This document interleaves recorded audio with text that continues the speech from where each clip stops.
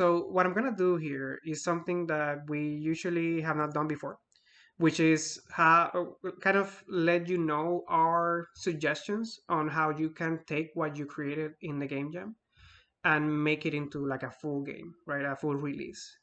Most of these development tips that I'm gonna go through today are tips that also work for starting a game from scratch, but maybe because you started the game already, there are some things that you can do quicker. But yeah, just so that we are clear on what this is. This is kind of a suggestion on how to approach the development of your game so that you can reach that release version and yeah, complete essentially what you were trying to create. The first thing that I will mention is to set up your scope. So essentially, before you kind of continue working with the game or just start creating more things for it, my suggestion is that you take a step back and kind of go back to the beginning a little bit, but in terms of thinking about the game now, not in terms of the jam, but more in terms of the product, right? What your game is going to be in terms of how big it's going to be, right?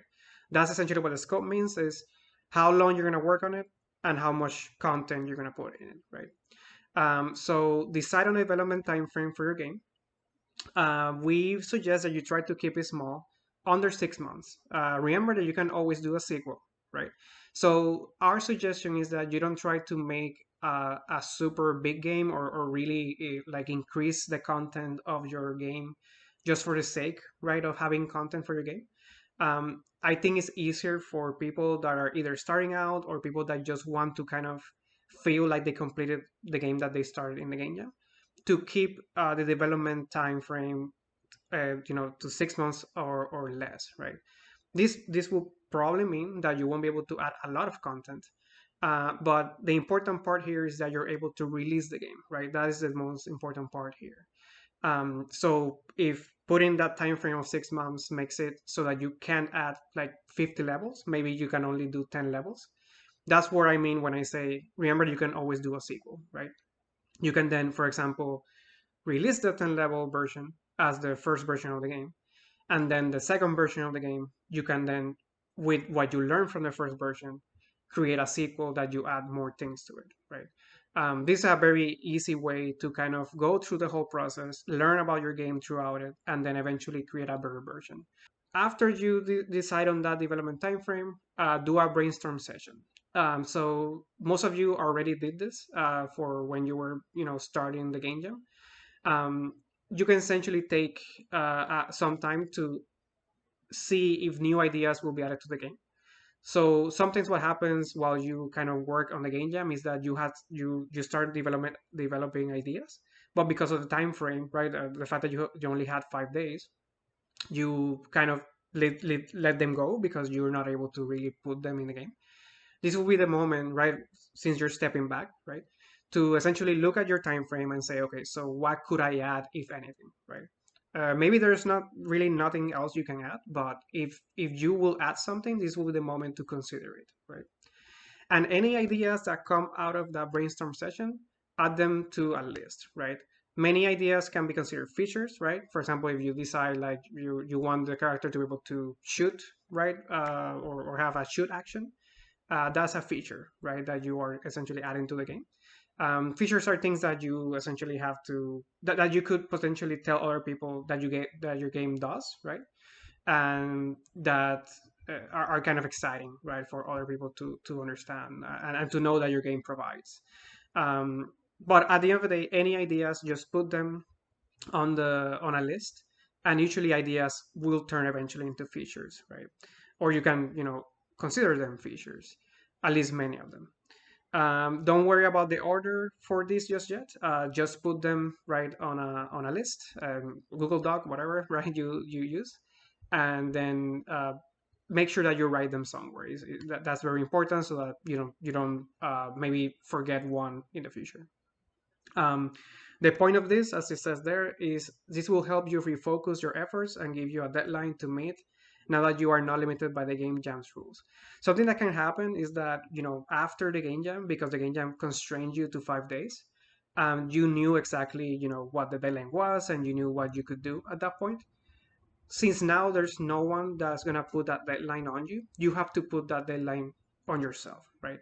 That's where the development time frame comes into play, and the fact that if you keep it under 6 months, there's only so much you can do. So this will allow you to essentially reassess your game and make sure that you can make a complete version in a short amount of time. The next step, right, step number two, is to go over your Moscow. Of course, I'm using that term, and I will explain what that term is soon.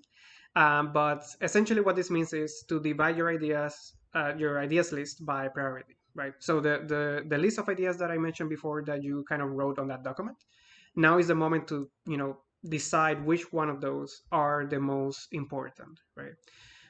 Those things that you put in the priority list are your features, right? Those are the things that you're going to be working on and making sure that your game provides. Um, we recommend, and again, of course, it's a suggestion only, but you can use the Moscow method for this. Just to go a little bit over what the Moscow method is. Essentially, the Moscow method is you can divide the list or the features between must-haves, should-haves, could-haves, and will-not-haves, right? So the must-haves, as it says there, are non-negotiable requirements or features that the project needs to be successful. Should-have are requirements that are important but not critical for the launch of your project. Could-have are features that are desirable but less important and have lesser impact. And will-not-haves are things that that you want to establish for sure that your game will not do, right? So that you have an idea of what to not add if new ideas come later in development. But essentially, what you're gonna find out is that the must-haves, right? If you're using this method, are gonna become like the core features of your game, and then the should haves and could haves will turn into features that essentially add value to the game. But you might find that eventually in development you might have to cut some of them. You'll probably start cutting could haves, then should haves, and if you need to, usually you don't do this, but if you need to, then you cut must haves, right? This is just a suggestion, so you can do another priority, another way to prioritize. There are many, methods that you can use, but this is one that I personally like, so this is why I'm recommending it. We actually recommended to do this for the jam because it's a really easy way to know what to concentrate on. So if you had already done it for the jam, revise it considering the new scope, right? Remember that now you have more time. So make sure that maybe, or, while testing the game, maybe you realize that something that was a should have now is a must have, or vice versa. Just revise what you did before to make sure that you have it, that you understand where your game is. As mentioned, right, you can use any method for priorities, but this is essential to have a successful production.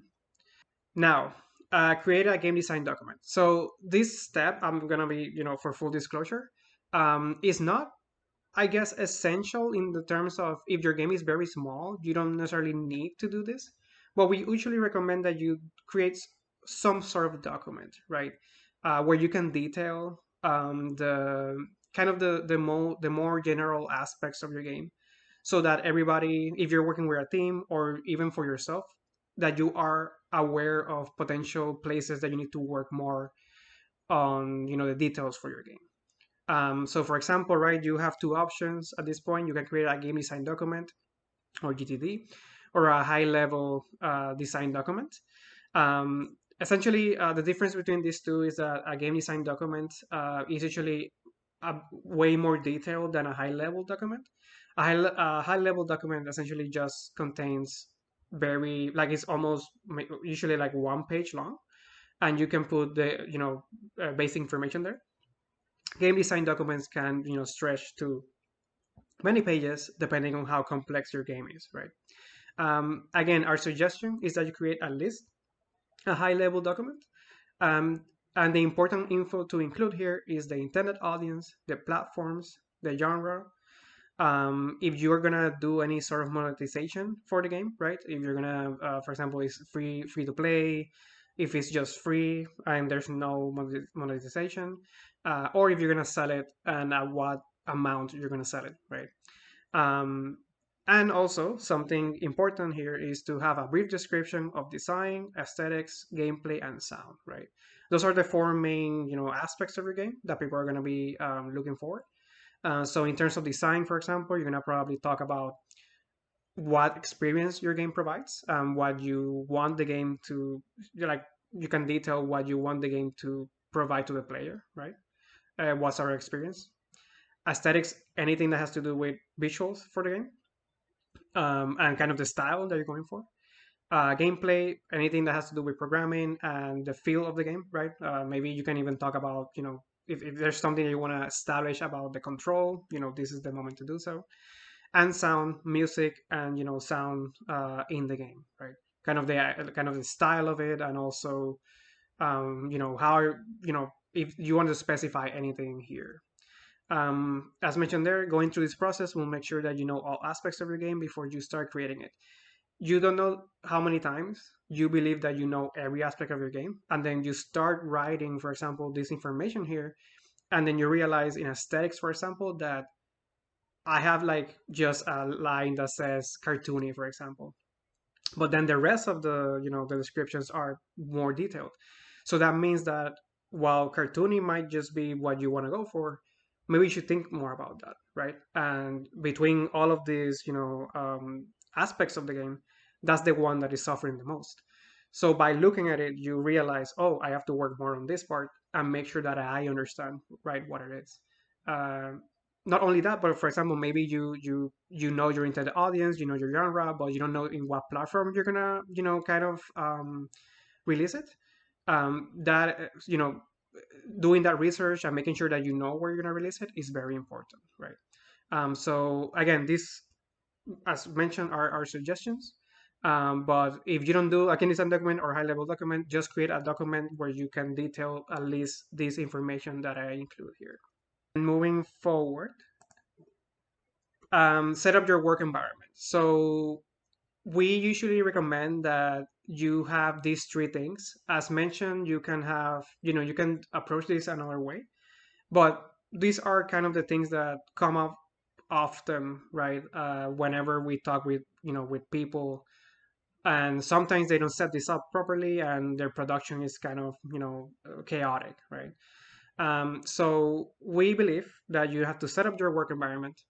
To do that, you need to choose a project management tool, essentially a place where you can put the tasks, right? Like for example, from that priority list that I mentioned of features, you can then take each feature and create tasks for each one, right? This project management tool is a place where you're going to write those tasks so that people are able to check what the current status of the project is, right? So, for example, maybe you have I don't know, a feature that is a character, right? The character actions, and you have attack, jump, and I don't know, shoot, as mentioned before. Um, you can put, somewhere like a list or like a bullet point list or a checklist that says character actions, jump, attack, shoot, right? And whenever somebody's you can assign them to assign that to people, they can work on it, and whenever they're done, you can mark that as done, and you can then let everybody kind of know, right, kind of what's going on. You can also add, for example, if you're working with a team, you can also add the game design document in this project management platform or tool, um, and so that people can go to it and get it, whenever they need to. So it's kind of like a place where you can put information and people can go there to make sure that they keep everybody else updated and they themselves can be updated whenever they need to, right? If you look for this online, you're gonna find many options. Just pick the one that is, works best for you. Same goes for team communications platform. Just this is just to facilitate, right, conversations between people and being able to kind of um, create departments, for example, for people to talk with among each other. Usually we use Discord, right? That's one of the ones that you can definitely use for this. But there are many, right, that you can choose from. But while the project management tool might provide some, some chat features, usually you need something that's a bit more direct, right? Something that kind of substitute having to call someone, right, or text someone by phone. You can then have a place specifically for this that you can kind of divide into forums, right, or into categories or channels, right, and then be able to control the development that way, right? Um, and if needed, a version control platform. If you don't know what version control is, essentially is a way to save versions of your game, so that if you have an issue that kind of breaks your game in the future, you can go back to a previous version of your game and not lose all your progress, right? Um, if you don't know too much about this, I would recommend looking for information on it. But this has saved countless projects, throughout many years now, and you wouldn't believe how important it can be, right? Not only does the version control help in that way, I might also help you work with a team, right? For example, I know that you can create or use, for example, GitHub, right, to uh, allow programmers, for example, to work together, and they all have like a version of the game, but eventually you kind of merge versions and create a new version with the work of two programmers, right? And then you have these, many versions of the game that if something happens, you can go back to either of them, right? It's very interesting, very helpful when you have it set up properly. So I would suggest to do this. So it is possible to do it without that, but we recommend that you have one because it is very helpful. Um, Doing this will ensure that your team is able to communicate properly, knows how to be updated on the game status, and you have backups for just in case. Believe me, this seems like something you might think is not important. If you're a solo dev, for example, maybe you don't need the project management tool or the team communication platform. But we suggest still that you look for the version control and maybe have somewhere that you keep track, right, of the to-do list of things, right, that you need to do. Um, Believe me, there are games that never come out because they don't set this properly, and then they just become chaotic, right, because you don't know what to work on next. Maybe taking the time to do this might actually make your game a possibility. So essentially, once you have all this ready, right, you do all this setup. It sounds like many things, but honestly, you can kind of take care of those 4 points probably in like a day or maybe 2 days. Like I don't think you'll take more than a week, right, to get through all the things that I said before. If anything, maybe once you're trying to describe your game, you might have to do more research. That might be the only thing that could potentially make it last longer. But point five is when you actually start creating your game, right? So make a proof of concept. Use the highest priority features and create a small prototype that features them. So essentially, take your, for example, if you went through the Moscow system, right, or method, you're gonna make a small version of the game that only features the highest priority, those must-haves, right, in that prototype, right? Essentially what you all did for the game jam is this. It's like you went to this part, right, to the part of the proof of concept. Some of you got even further, but most of the games that we saw right in the presentation essentially reached this point. um, the point of this is that if those main features are not fun or are not interesting to other people to kind of uh, enjoy in their most purest and simple form, no matter how much you add to the game, that will always be something that's going to be lacking, right? So you want to make sure that the most like what you understand is the must have for your game, right? Those features that are essential are fun already or deliver the experience that you need them to deliver, right? If you're making a horror game that already there's a sort of suspense, right, or feeling of I don't feel comfortable here, right? That you want to create by just using the most basic things. Um, Once you create this proof of concept, test it. It is important you test it with others because you are not the best tester for your game, right? Like you can definitely test it out, and you'll see it from the perspective of a developer, but you will always see things that other people will not see. For example, there are going to be things that you believe are super important, like, oh, this little thing doesn't move correctly, that other people will never notice and they won't care about it, right? um, and at the same time, there's going to be things that they will notice that you will never notice because you're concentrating on the production of it, right? On making things work. They're going to see it from, like, with fresh eyes and let you know, oh, like, why did this happen, right? Or they might even find a bug that you never found because maybe they want to try to they might try to do things that you'll never try, right? So it's important to test the proof of concept with other people and take notes on the playtest, right? Whenever you see other people testing your game, um, you can provide them a form so that they can write things, right? So they can tell you kind of what they believe or feel about the game. But also take notes on what they're doing, where they go, right? And what they try to do. This doesn't mean that you need to, play the game for the players. Like, you don't need to literally tell them go here or do that unless they ask you for help, right? What this means is just to keep an eye out and see what they're doing, right? That is also as important as having a form that you give them for feedback. As mentioned, this is essential to know if your game's intended experience is delivered by your highest priority items. You can repeat this step as many times as needed until you reach a prototype that feels as intended. The good thing about the proof of concepts are that because you don't need to optimize them in any way, because they're not going to be something you actually release in the end, you can make them fairly quickly, and you should, right? You should try to make them fairly quickly. Um, iterate on them as much as you can so that eventually you have a proof of concept that actually provides the concept you're going for, right?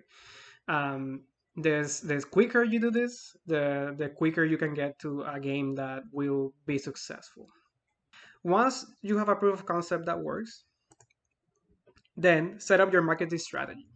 So this is a step that almost every developer that I know doesn't do. In fact, to be perfectly honest, I sometimes don't do it myself.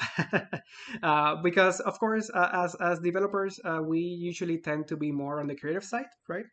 And we really like the part of making things work, making the characters move to do things that we need them to do. But not a lot of us are very kind of amazing at social media, right? We're not necessarily the most kind of open people with our projects, because sometimes we don't like people to criticize what we're doing right before is in a finished state and stuff like that. However, is I think essential that at some point you start, making your you start setting up a market. You have a marketing strategy, right? Or letting people know that you're making things. So our suggestion is that after you do the proof of concept and you make sure that you have a fun thing or something that delivers the experience, you then decide on a forum or platform to post updates of your game's development. We recommend that you try to choose ones you like, okay, or are familiar with. The reason why that's important is that if you try to force using a platform, usually you're gonna start hating doing marketing, and you're gonna stop doing it, and that's a bad thing. Um, and also, you should be able to really use the platform in the way that is intended. So if you already use a platform that you like, you should use it because you know kind of the type of post that people do there, right? So you can use it more effectively. Um, I say forum or platform because while social media is like the main one, at the end of the day, if you want to create a website, just do that. And if you feel more comfortable that way, you want to use Reddit, right? Really, you just need a place where people can go to check updates of your game. Um, to make that effective, you should establish a frequency for these posts. You don't need to post often, but try to stick to this frequency as if possible, right? So, for example, you can decide I'm gonna post one time every month. Like, that's something you can do. But make sure that you post something every month if you do that, right? The important thing here is that don't establish a frequency that is impossible for you. Just make sure that you can meet, those days, and that yeah, just make sure that you do something that is the most comfortable to you. And finally, if you want to do this, I don't think it's essential, because I think that if you do the above 2 points, you should be, at least having something that if people want to check out what you're doing, they can go there.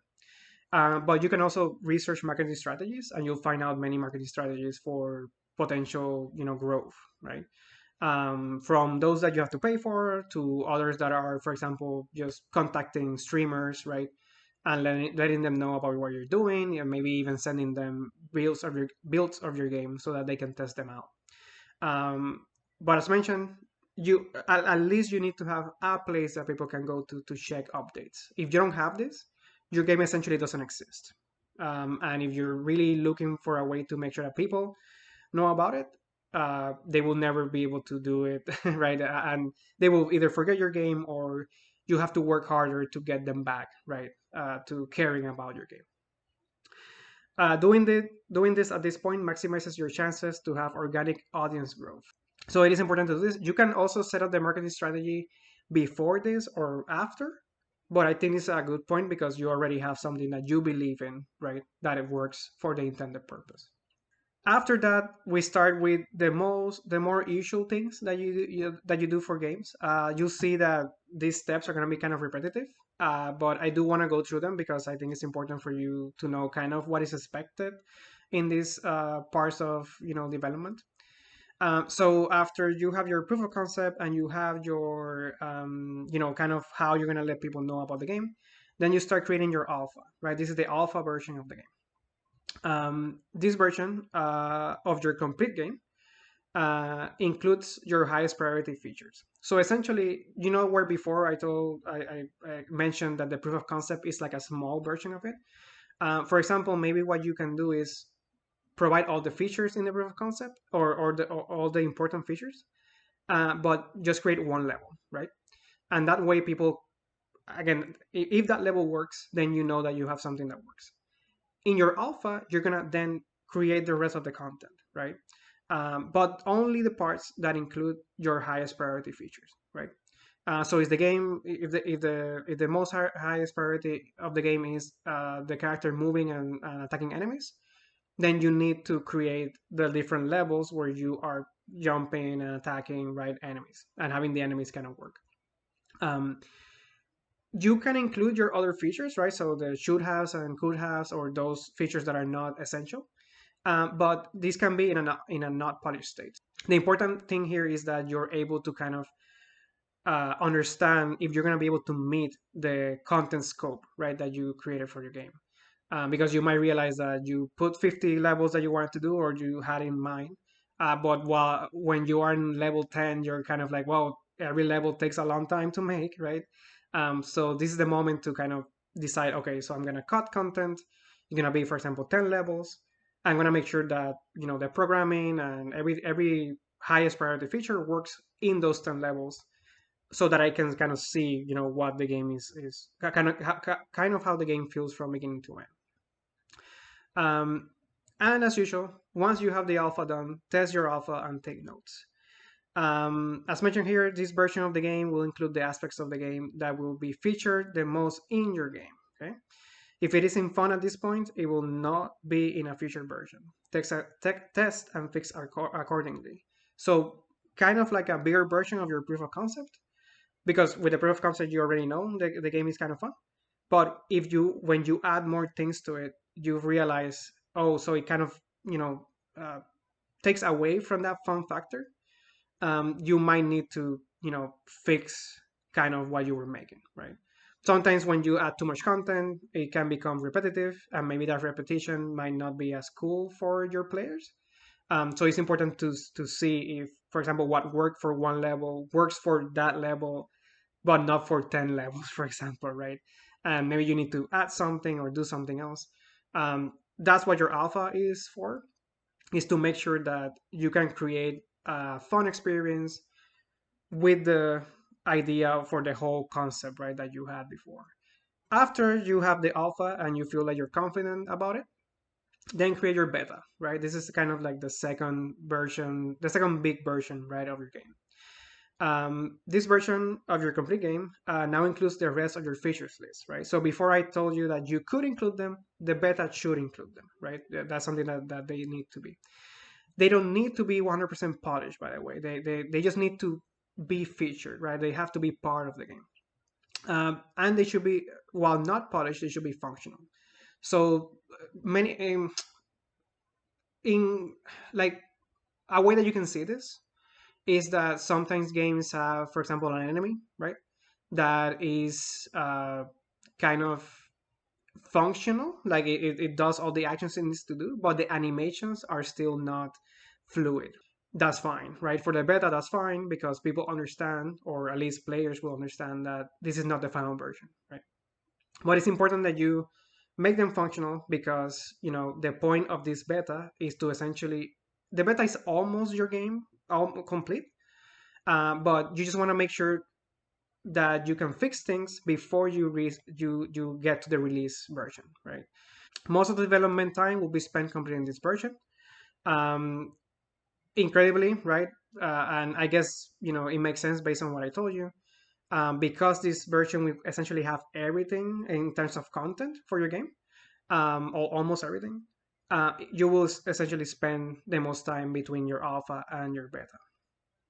And as usual, test your beta and take notes. This version of the game will include most, if not all, of the content that the game will provide. If it feels bloated or lacking in content, this is the time to fix that, right? With that, you're almost there, right? The next step, I would say, is prepared for release, right?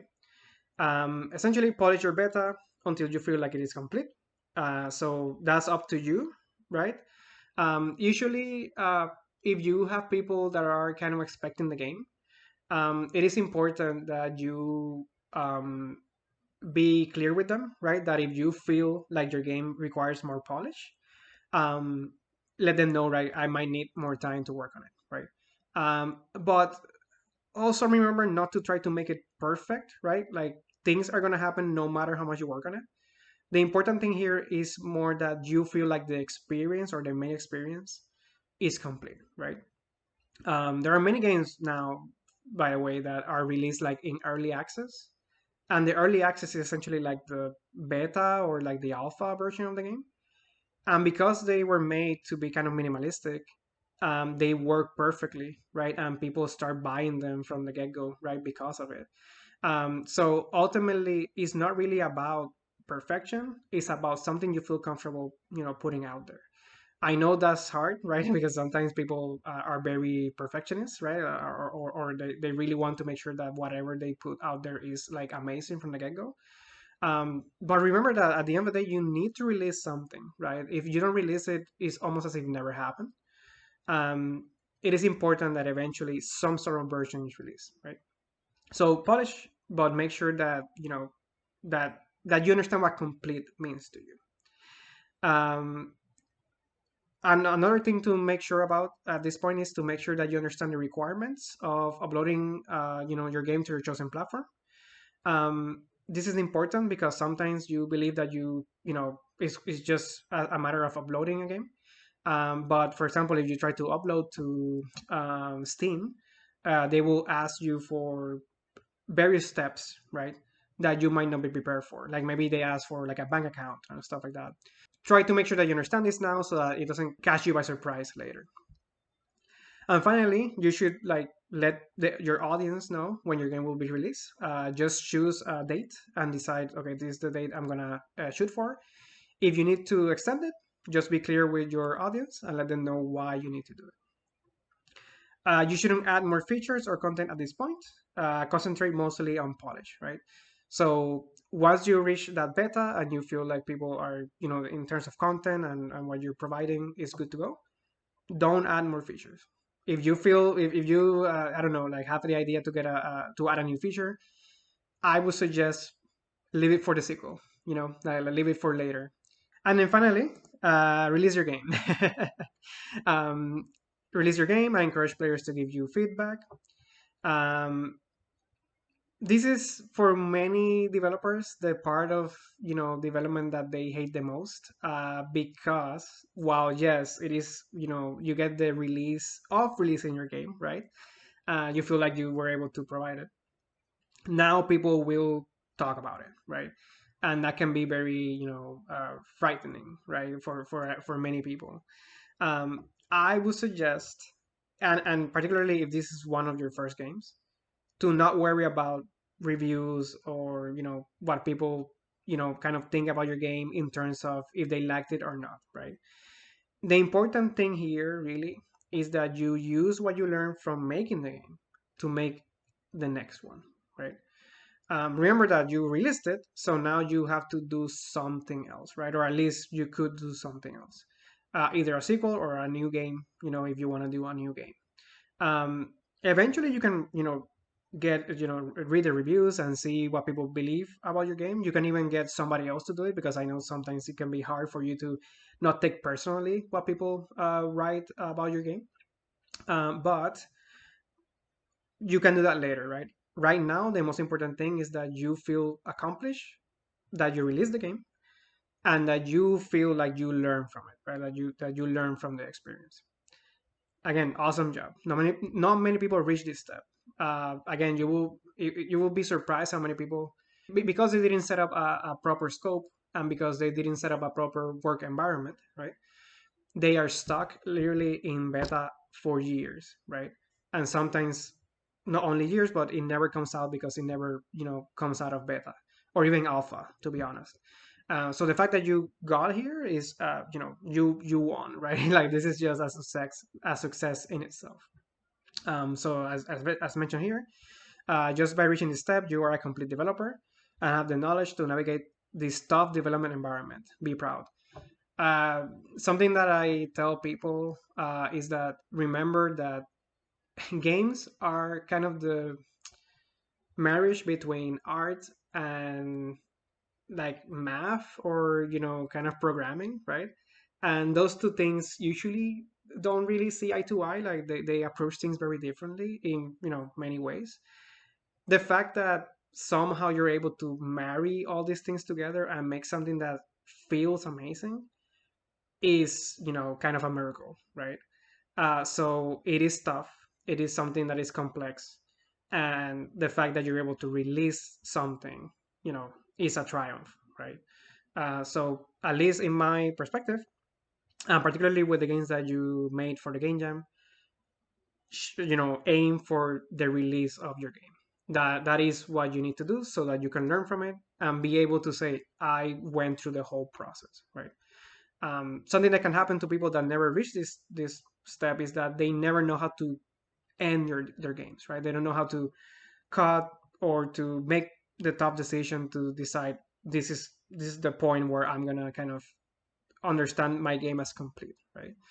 And many of those people then don't know how to work on games as products, right? Or in a job, because they don't understand that that step is essential, right? Or they need somebody else to do it for them, which can work. But if you can also know it yourself, then you have more control over your experience. And finally, and this is obviously suggestions, or at least something that can happen if you have this in your game. Support and DLC. Keep in mind that bugs are a possibility, and I put it there, nicely, that they are a possibility, but usually they will happen. Like bugs that you never thought that will happen, and they will be very frustrating. Um, Take a deep breath and release an update, right? Like work on it, try to fix what it is, and if that means that you need to spend more time on it, do that. Let people know that this is more complex than we initially thought, and then fix them as possible. Eventually, you'll probably stop providing support for the game. But at least those first days or that first month, I guess you should definitely keep an eye out for what people are saying, right, in terms of bugs in the game. Like, again, reviews you can kind of ignore in terms of maybe they're talking about, I didn't like this or that. But if they're talking about the game didn't work after this point or whatever, that is important to know. And then start, once you release, start working with your DLC. In the same way you approach the creation of your game, starting from your alpha. So essentially, for DLC, just start from the alpha step, create a new version of the game that you call the new alpha, right? That includes that DLC in that alpha stage, and then do the beta, right, and eventually release it. If you really want to add DLC, you probably should have added this from the beginning, right? Like when you talk about when you set up your game design document or your high level document, design document, you should have that you're gonna work on DLC from that point, right? So that it is clear to you that your work is not done when make the game. There's also a possibility that you work on the DLC as part of the actual game. You can do that. That's I believe that's kind of frowned upon in many spaces of game development. I would suggest that you leave the DLC to the end, because if, for example, you release your game and people don't really, I don't know, engage with it as much as you thought, then you don't need to do the DLC, right? You can then start working on something else altogether. So you didn't work more for something that eventually was not really needed. And again, just to reiterate, bugs are normal and many will appear that you never intended. Don't let them get to you. They are as part of the process as anything else. Again, important, because I know how frustrating it can be. You didn't fail. This is just things that happen. And usually there's going to be bugs that you never encountered before, right? In terms of overall tips, right? If you need like a summary of everything, keep your scope small. You can always make a sequel, remember? Set up priorities, make a proof of concept, test often, communicate with your audience, and release your game. Don't worry if your game is not perfect. Perfection is the enemy of good, and you can only get the full development experience if you reach the release step. Good luck. I think this pretty much covers everything. If you need support on any of these parts or anything that I mentioned here, and you were not here live, just reach out to any of the PRGDA's members, myself included, through the Discord server, or you can send an email to prgdaa@gmail.com. It has two A's, so I mentioned the A two times because it has two A's. Or just go to our website and there's a contact us form there that you can use as well. With that said, thank you everybody. And I really hope to see what you guys are doing. Many games that were made in the game jam, I really look forward to seeing their completed versions. And there are games that have been made in game jams that I've run that have been released, and it's always a proud moment when I can see them either doing well or knowing that they started there. They bring back memories and also make me very happy that they were able to be done. So, or that we could provide the opportunity for it to even start. With that said, thank you everybody. I hope you're all doing well and that you have a great and fantastic rest of the week. See you all.